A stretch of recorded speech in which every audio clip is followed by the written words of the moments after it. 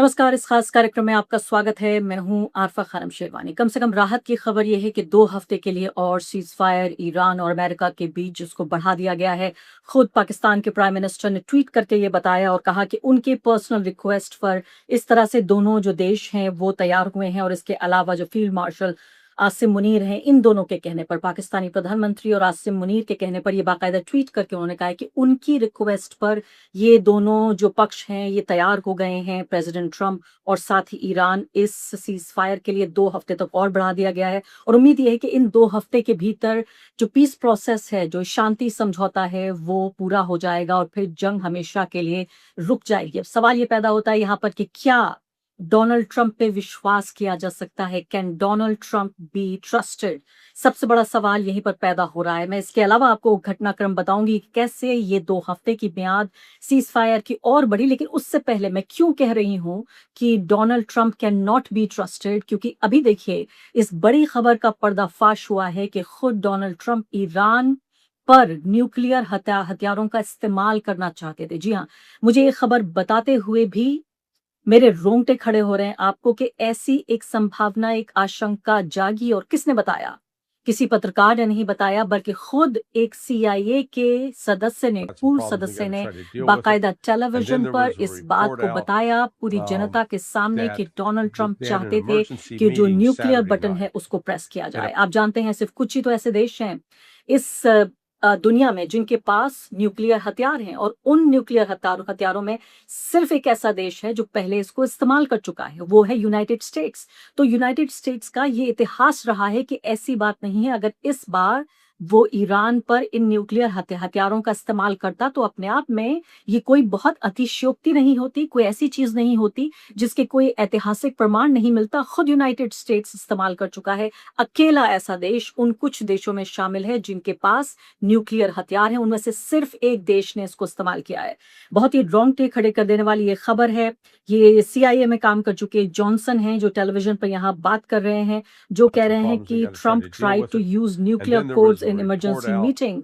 जब Iran that के ताल्लुक से, they had an ईरान के संबंध emergency से meeting एक Saturday न्यूक्लियर, night. एक And एक्सक्लूसिव मीटिंग हो apparently, रही well, थी, one report एक coming out of that emergency meeting meeting हो रही at थी। the White उसी House दौरान is that Donald Trump Trump ये चाहते wanted थे कि to न्यूक्लियर हथियारों का use the nuclear, इस्तेमाल किया so-called जाए use the ईरान nuclear पर, और codes. उनका ये कहना है कि And इसको रोका। General जो Dan top Kane army stood general up and हैं, said no. Kane, top He army invoked general Kane ने इसको रोका। इसके अलावा एक और खबर, और ये पूरी तरीके से पुष्टि हो चुकी है इस खबर की, ये कोई अफवाह नहीं है जो मैं आपको यहाँ बता रही हूँ। तो जो US joint chief of staff हैं एयरफोर्स जनरल डैन केन, वो एक इमरजेंसी मीटिंग से फौरन वहां से रवाना हो गए, छोड़ के चले गए उस मीटिंग को, नाराज होकर, क्योंकि जो लोग वहां पर मौजूद थे इस मीटिंग में, उनका ये कहना था कि न्यूक्लियर कोड्स का इस्तेमाल करना चाहते थे ईरान को हतोत्साहित करने के लिए, ईरान का हौसला तोड़ने के लिए, ईरान को हराने के लिए। लेकिन जो जनरल केन केन है, उन्होंने कहा कि ऐसा नहीं करने की मैं इजाजत नहीं दूंगा। और US uniform code of military justice, यानी खुद जो अमेरिका का अपना कानून है, उस कानून की दुहाई दी उन्होंने, जिसका नाम है US uniform code of military justice. खुद उस कानून की दुहाई देकर कहा कि मैं इस बात में बिल्कुल शामिल नहीं हूं, मैं इस बात की बिल्कुल इजाजत नहीं देता कि आप न्यूक्लियर कोड का इस्तेमाल करें। आपको ये तो मालूम ही है कि इस जंग में कई ऐसे अमेरिकी अधिकारी हैं, अमेरिकी सेना के उच्च अधिकारी, या तो जिन्होंने इस्तीफा दे दिया है या उनको निकाला गया है, जो इस जंग को लेकर पूरे तरीके से सहमत नहीं है। वो नहीं चाहते कि ईरान के ऊपर इस जंग को अंजाम दिया जाए। लेकिन डोनाल्ड ट्रंप फिर भी इस जंग को कर रहे हैं, क्योंकि उनके जो बाकी साथी हैं, चाहे वो वाइस प्रेसिडेंट हो, चाहे वो सेक्रेटरी ऑफ स्टेट हो, चाहे वो सेक्रेटरी ऑफ डिफेंस हो, वो तमाम लोग जो हैं वो जायनिस्ट लॉबी जो है इजराइल की, उसके इतना अंदरूनी अंदर तक पेवस्त हो चुके हैं कि वो ईरान और फिलिस्तीन की तबाही से कम इनको कुछ भी नहीं चाहिए। तो ये अपने आप में हैरान कर देने वाली बात है। लेकिन पता नहीं कब तक डोनाल्ड ट्रंप को रोका जा सकता है इस न्यूक्लियर लाल बटन को प्रेस करने से, कब तक रोका जा सकता है? वही डोनाल्ड ट्रंप, हद से ज्यादा हास्यास्पद बात और दुखदाई बात यह है कि वही डोनाल्ड ट्रंप है कि ईरान के पास न्यूक्लियर हथियार ना आ जाए, ईरान अपनी यूरेनियम को एनरिच ना कर ले, इसलिए ईरान के ऊपर ये हमला किया जा रही है, जंग मुसल्लत की जा रही है ईरान के ऊपर, ताकि वो न्यूक्लियर हथियार उसको ना मिल जाए। और वो देश जिसके पास खुद न्यूक्लियर हथियार है, और यहाँ खुद ही इंसाइडर बता रहे हैं सीए कि वो खुद इस्तेमाल करना चाहते थे, सीआईए के इंसाइडर बता रहे हैं कि वो खुद डोनाल्ड ट्रंप अमेरिका के राष्ट्रपति, दुनिया का सबसे खतरनाक व्यक्ति, दुनिया का सबसे ताकतवर व्यक्ति है, जिसके सिर्फ एक बटन पुश करने की दूरी पर वो पूरी दुनिया को तबाह कर सकता है। ये तबाही सिर्फ वेस्ट एशिया की नहीं, ईरान की नहीं, सिर्फ एशिया की नहीं, पूरी दुनिया के ऊपर इसका ऐसा असर पड़ता जिससे इंसानियत कभी उबर नहीं पाती। ये इतिहास में हमारे सामने पूरी तरीके से दर्ज है। हम जानते हैं हिरोशिमा नागासाकी, ये नाम आपने किताबों में पढ़ा होगा जब आप बच्चे रहे होंगे। मैंने भी किताबों में पढ़ा है इस नाम को, जो टेक्स्ट बुक में पढ़ाया जाता है कि ऐसी तबाही इंसानियत ने कभी नहीं देखी। अब मैं आगे बढ़ती हूँ और आपको बताती हूँ। और आगे बढ़ने से पहले एक अदना सी गुजारिश कि आप मेंबर बनिए मेरे चैनल का आरफा खानम शेरवानी। अगर आप मेंबर बनते हैं, आपके समर्थन से आप मेरा हाथ मजबूत करेंगे, इतना मजबूत कि मैं सत्ता का कॉलर पकड़ के सवाल पूछ सकूंगी और जो हमारे समुदाय में हाशिए के जो तबके हैं उनकी आवाज उठा सकूंगी। आप यकीन जानिए, आपका एक छोटा सा सहयोग मेरे लिए इतना बड़ा होगा जिसके लिए आप अंदाजा भी नहीं लगा सकते। कि यहाँ पर अल जजीरा रिपोर्ट कर रहा है कि पाकिस्तान ने एक बहुत ही की भूमिका निभाई है इन दोनों के बीच बातचीत कराने में, और वरना बहुत खतरनाक नतीजे निकल सकते थे। ये साउथ एशियन, ये जनरल डायरेक्टर जनरल हैं south Asian strategic stability institute university की, और एडवाइजर हैं पाकिस्तान की मिनिस्ट्री ऑफ डिफेंस की मारिया सुल्तान।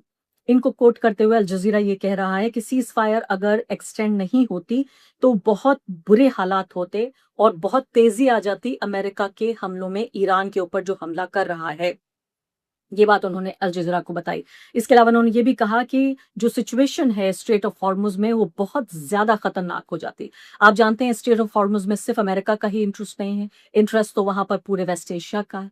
पूरी दुनिया की 20% जो एनर्जी जरूरत है वो वहां से आती है। भारत पर इसका कितना भारी असर पड़ रहा है ये भी आप अच्छे तरीके से समझते हैं। हम और आप तो भुक्तभोगी हैं।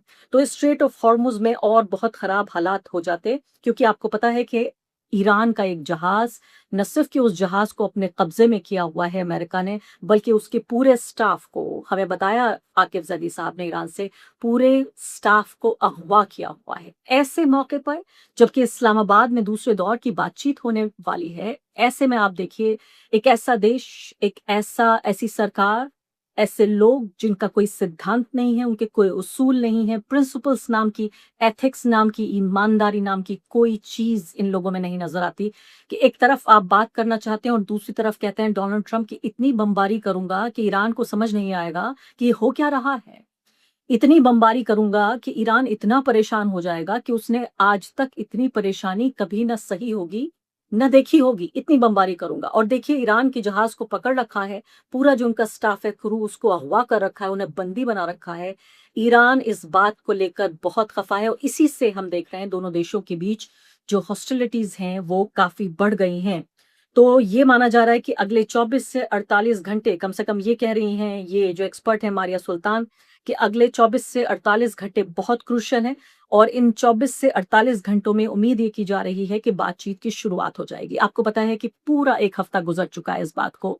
पिछले वीकेंड पे ये बातचीत हुई थी, पाकिस्तानी कई पत्रकारों से मैंने आपकी बातचीत कराई थी। कामरान यूसुफ है, हामिद मीर हैं, और इसके अलावा नासिर हसन साहब हैं। उन सब से मैंने आपकी बातचीत कराई थी ये बताने के लिए कि पाकिस्तान में हालात क्या हैं। उन सब ने मुझे बताया कि पाकिस्तान पूरे तरीके से दूसरे दौर की बातचीत के लिए तैयार है, लेकिन इस बातचीत के लिए जो पार्टीज हैं, वो जो दो पक्ष हैं जिनको आना है, इस बातचीत में भाग लेना है, वो तैयार नहीं हो रहे हैं। तो यहाँ पे मारिया सुल्तान कह रही हैं कि 24 से 48 घंटे के भीतर ये उम्मीद की जा रही है कि ये बातचीत दोबारा शुरू होगी। एक हफ्ते से पाकिस्तान पूरे तरीके से तैयार है। मुझे बताया गया इस्लामाबाद में जिस तरह की तैयारियां हो रही हैं, उनका नेशनल टेलीविजन, इसके अलावा और जो प्राइवेट मीडिया है वो रिपोर्टिंग कर रहा है कि पाकिस्तान पूरे तरीके से तैयार है। फिर जेडी वैंस आएंगे या फिर डोनाल्ड ट्रंप आएंगे, उधर से भी बड़े नेता आएंगे। हो सकता है कि ईरान के राष्ट्रपति भी पहुंच जाएं इस्लामाबाद, लेकिन ये तभी होगा जब हालात एक तरह से काबू में होंगे। इसके अलावा ये कह रहे हैं कि पूरी तरीके से तैयार है पाकिस्तान इस सब के लिए, लेकिन ईरान की जो टीम है, जब तक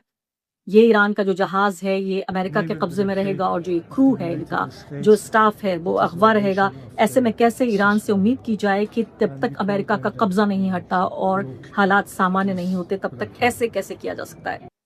आप सोचिए जेडी वंस साहब, उन्होंने बाकायदा अपने सूटकेस पैक कर लिया था और अब मुझे लगता है कि अपने कपड़े और ज़रूरी सामान जो उन्होंने सूटकेस में रखा होगा, सब बाहर निकाला होगा। एक बार पैकिंग की होगी, फिर अनपैकिंग की होगी और अगर सब हालात ठीक रहते हैं, तो फिर से पैकिंग करनी पड़ेगी। तो अपने सूटकेस को उन्होंने अनपैक किया होगा कि अब मैं नहीं जा सकता क्योंकि मेरे जो राष्ट्रपति हैं, वो ऐसे हालात ही पैदा नहीं कर रहे हैं। और ईरान में लगातार जनता सड़कों पर उतर रही है पिछले लगातार 53-54 दिनों से अपने सरकार के पक्ष में। दूसरी तरफ आप देख रहे हैं अमेरिका में कि वहां जो पूर्व फौजी हैं वो एक संघर्ष कर रहे हैं, एक आंदोलन कर रहे हैं, उन्होंने एक जिहाद छेड़ दिया है अपनी ही सरकार के खिलाफ कि हम नहीं चाहते कि आप इजराइल की इस जंग को लड़ें। इसके अलावा जो स्ट्रेट ऑफ हॉर्मुज का मैं आपको जिक्र कर रही थी, कई तरह की रिपोर्ट्स अल जजीरा पर आ रही हैं, बीबीसी पर आ रही हैं और इसके अलावा सीएनएन भी रिपोर्ट कर रहा है कि पूरा का पूरा जो ये गल्फ रीजन है ये बुरी तरीके से क्राइसिस में आ गया है। कुवैत ने खासकर ये कहा है, कुवैत से रिपोर्टिंग करते हुए यहाँ पर मैं देख रही हूँ ये रिपोर्ट के सिर्फ अभी तक ऐसा हुआ है स्ट्रेट ऑफ हॉर्मुज के खुलने की बात को लेकर, उसके बाद 20 सिर्फ जहाज ऐसे हैं कुवैत के जो जा पाए हैं वहां पर, लेकिन पूरे जंग के दौरान ज्यादातर बंद रहे हैं और गल्फ कंट्रीज इससे ज्यादा नहीं सह सकते। गल्फ कंट्रीज की जो पूरा उनका इंफ्रास्ट्रक्चर है, पूरा जो ढांचा है वो कलेप्स कर रहा है, पूरे तरीके से ढा रहा है। वो कह रहे हैं 90% of state revenue comes from oil experts. Kuwait का ये पूरी जो देश है तमाम, ये सब ऑयल इकोनॉमीज कहलाते हैं, तो ऑयल एक्सपोर्ट पर 90% इनका डिपेंड करता है और इसीलिए कह रहे हैं कि हम नहीं सह पा रहे हैं इस बात को।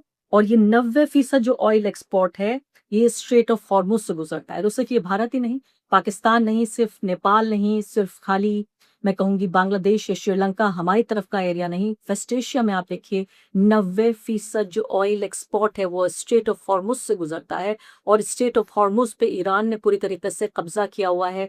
उसका ये कहना है कि जब तक अपनी हॉस्टिलिटीज नहीं जारी रखता है अमेरिका, तब तक वापस उन हालात पर हम नहीं आएंगे जो पहले थे। तो क्या उम्मीद की जाए अगले 24 से 48 घंटे के बीच क्या वाकई इस्लामाबाद में राउंड 2 की बातचीत शुरू होगी और उम्मीद करते हैं कि न्यूक्लियर बटन नहीं दबेगा बल्कि शांति की आवाज आएगी, शांति के बटन दबेंगे, शांति की पुकार होगी, शांति की बात होगी और पूरी दुनिया में फिर आम लोगों की तरह रह पाएंगे। वही जीवन हमारा फिर से ठीक तरीके से हम रह पाएंगे और ये जंग के जो बादल हैं, काले बादल, ये छट जाएंगे। इसी उम्मीद के साथ इस कार्यक्रम को मैं खत्म करती हूँ, लेकिन जैसे ही इस मामले पर नया अपडेट आएगा मैं आपके सामने फिर हाजिर होंगी। शुक्रिया।